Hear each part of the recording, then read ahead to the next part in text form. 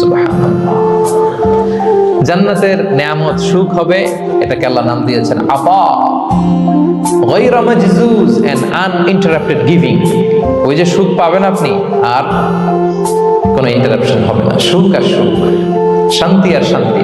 It's a gift without an end. এটার কোনো ending নাই, শুরু আছে শেষ নাই। সুবহানাল্লাহ পড়েন। And it will be an award never to be taken away. একবার যে দেয়া হবে আর ছিনিয়ে না। একবার যে এন্ট্রি পাবেন আর জান্নাত থেকে বের হওয়া লাগবে না।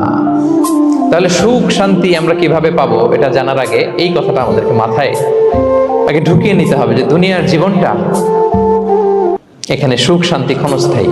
চিরসুখ চির শান্তির জায়গা হচ্ছে জান্নাত। জান্নাতে অসুস্থতা নাই, আছে? সবাই বলেন জান্নাতে অসুস্থ হবেন?